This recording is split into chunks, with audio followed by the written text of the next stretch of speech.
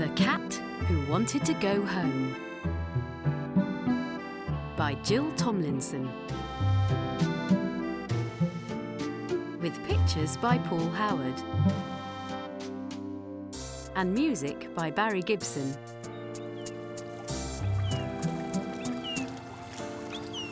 Read by me, Sophie Aldred.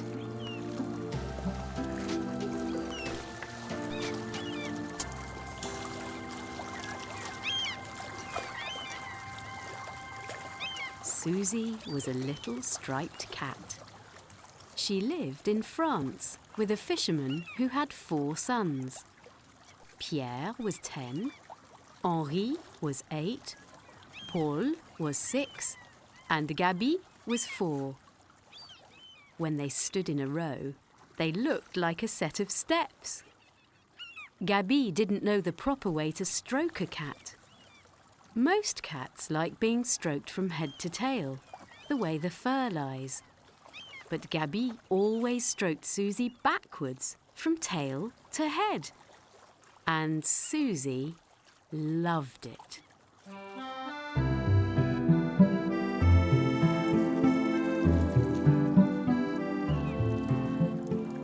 One day, Susie found a huge basket in a field. She climbed in, settled in the shade under a stool, and was soon fast asleep. When she woke up, the basket was in the sky. There was a man with her. "Hello, little cat," he said. "You will have to come with me to England." Susie didn't want to go. She wanted to stay in France with the boys. Chez moi! She wailed. She wanted to go home.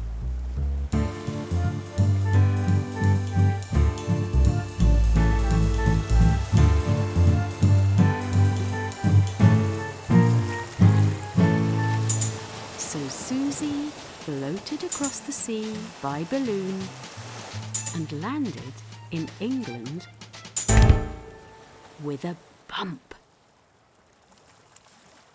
She jumped out of the basket and ran to the seafront. How was she going to get home across all that water? A lady took her to an old lady she knew called Auntie Jo. "Do you think you could look after this cat?" she said. "She must be lost." "Of course," said Auntie Jo. "She'll be company for Biff." Biff was Auntie Jo's new budgie, who was just learning to talk. Auntie Jo put down a saucer of milk. So Susie said, "Thank you," in French. Merci! "What a funny meow," said Auntie Jo. Merci! Said Biff. "Oh, clever Biff," Auntie Jo said. She stroked Susie. Susie purred, but it wasn't like home. She did miss Gabi stroking her the wrong way.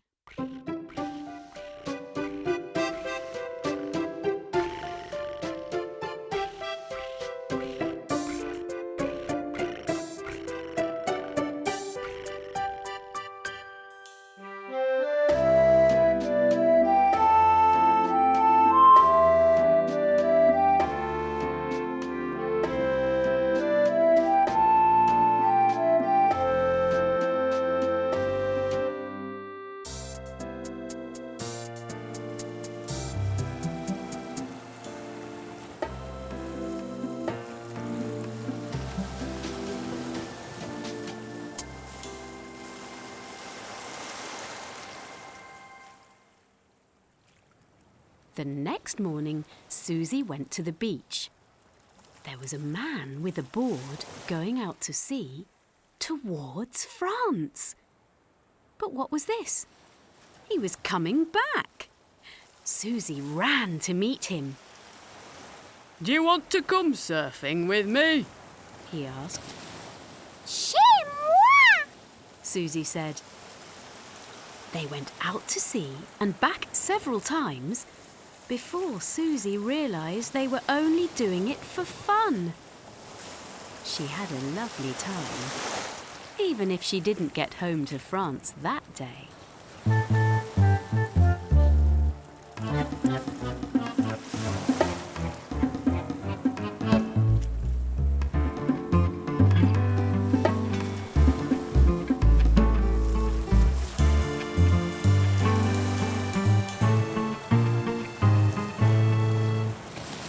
The next morning, Susie ran down to the sea.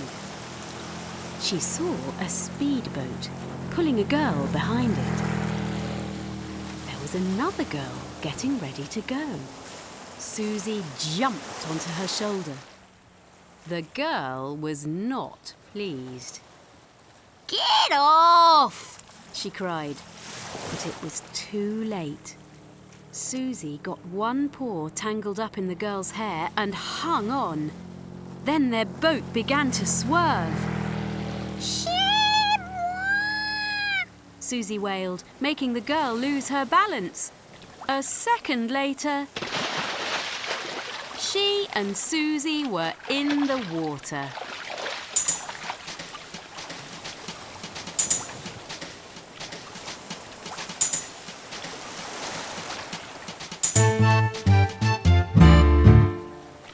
Susie headed for the pier, doing a catty sort of dog paddle. The crew in the boat came back to pick up the water skier. What happened to you? Asked the driver. It was that wretched cat, She said. It was all its fault. What cat? Said the man. I can't see any cat. She's swimming. Look, she's nearly at the pier already. Susie climbed onto the pier. She dodged all the people and ran home. Auntie Jo rubbed her all over with a towel and gave her dinner. Merci. Susie said, cleaning her whiskers. You do have a funny meow. Auntie Jo said, but you're a funny cat altogether. She stroked her and Susie purred. But she did miss Gaby stroking her the wrong way.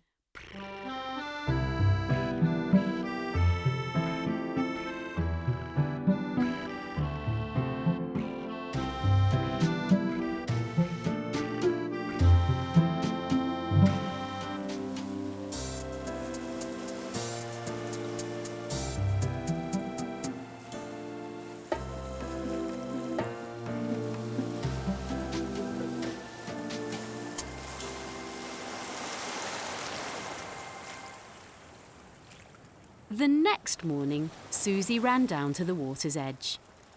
There was a small boat, and beside it was a great big man. He was a channel swimmer. His wife was smearing him with greasy stuff to keep him warm during his long swim. Susie wasn't very interested until she heard somebody say, Well, good luck, Jim. Let's hope you get to France. It was hardly surprising that the man found a little cat swimming beside him. Susie held her head up with her ears folded down to keep out the water, but she began to get very tired. Then she felt herself being scooped out of the water and wrapped in a warm towel. She settled happily.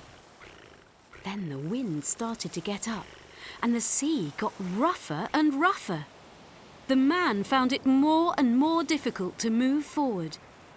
Susie couldn't believe it when she saw him being helped into the boat, and they turned round and headed back for England.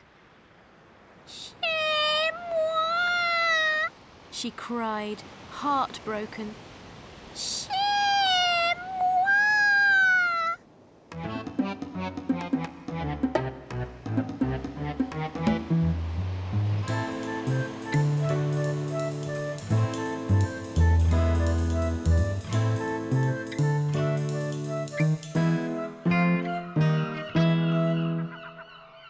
The next morning, when Auntie Jo got out her tricycle, Susie settled in the basket. Nothing Auntie Jo said or did would move her, so she cycled to the church at the top of a hill with Susie in the basket. Susie could see ships. She ran down a cliff path to the big quay. A smart motorboat was about to leave, so she jumped aboard behind a pile of rope. The boat took an admiral to an odd sausage-shaped ship. The sailors aboard were lined up ready for inspection.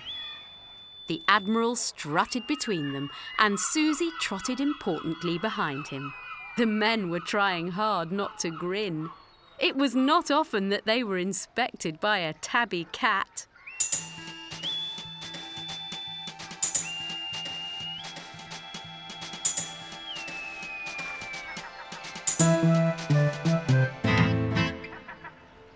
The admiral went back to his motorboat to be taken ashore. The sailors rushed about, slamming doors and hatches. Suddenly, Susie was the only one left. But what was happening? The ship was sinking. Susie scrambled to the top of a tower thing, but that was sinking too. Inside the submarine, the captain took a last look through the periscope. Funny, he said. I can't see a thing. There seems to be something blocking it. Good heavens, said the first officer. The Admiral's moggy. We'll have to surface. A sailor took Susie back to the quay, and she ran back to Auntie Jo's house. Auntie Jo put some food down for Susie. Susie purred. But she did miss Gabby stroking her the wrong way.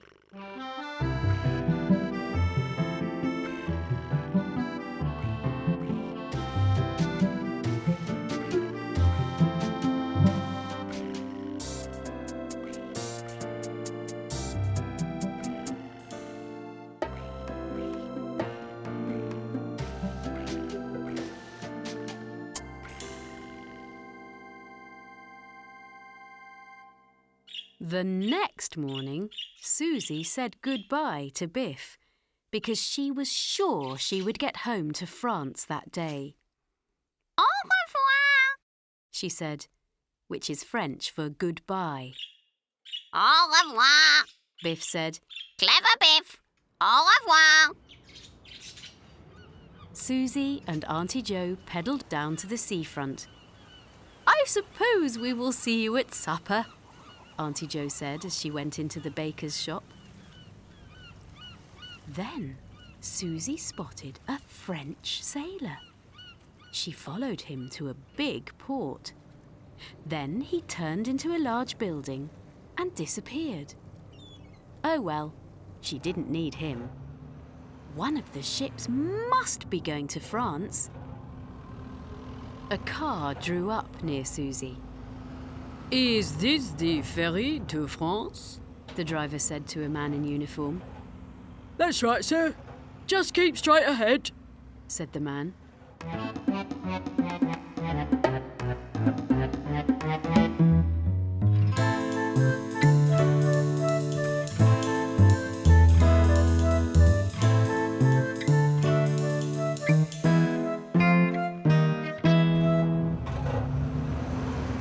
The car joined a queue, waiting to board the ferry. Susie ran along the queue looking for a car she could get inside without being noticed. She found the very one. The boot was tied half open with rope, leaving room for her to curl up. Suddenly, there was a great clanking noise as they went down the ramp into the hold of the ship. There was a lot of banging and clanging as people got out, slammed their car doors, and disappeared through a little door in the side. At last, it was quiet. Susie squeezed between the cars and made for the door. But there was a new noise. It was the ship's engines. They were off! Susie hurried up some steep stairs and came out in a corridor. She went up some more stairs and came out on deck into the sunlight. She ran to the front of the ship and sat there on a curled-up rope, looking towards France. She was going home at last.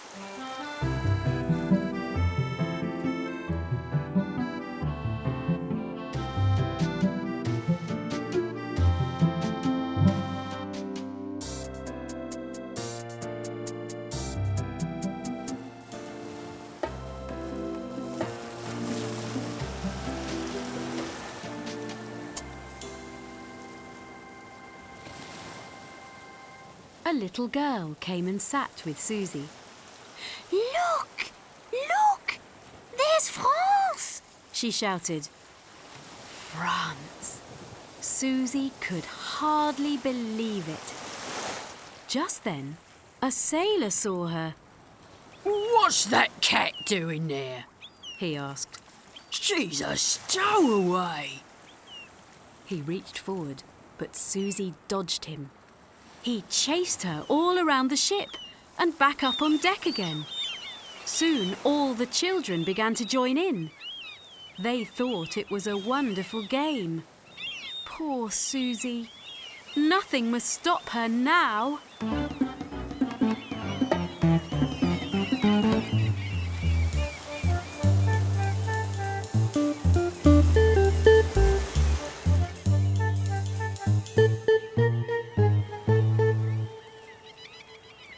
Then Susie saw the mast. She ran up it and clung at the very top. She stared around her. France was getting nearer and nearer. France and home. Then she saw something else. In the sea ahead was a French fishing boat.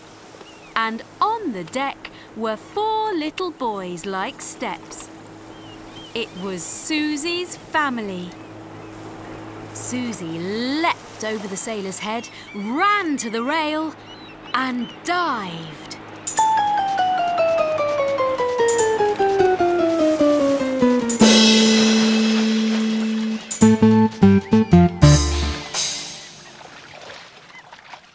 She seemed to go a long way down in the green water.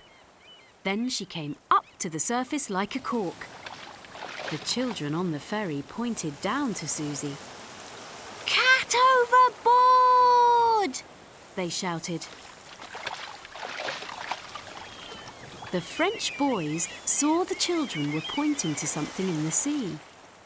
In a few seconds, Susie was scooped up with a bucket.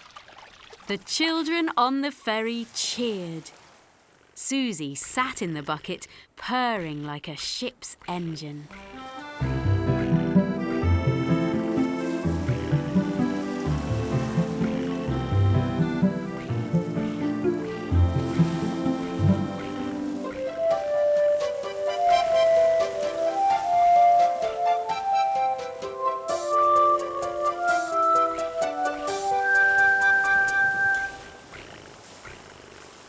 It's Susie, said Gabby. I knew she would come back. That evening, in England, Auntie Jo was getting worried. No Susie. I wonder where she is, she said. Hello, Said Biff. au revoir. What did you say? Auntie Jo said. Clever Biff, au revoir. Now, where did you learn that? Said Auntie Jo. Of course, she did have a funny meow. I wonder.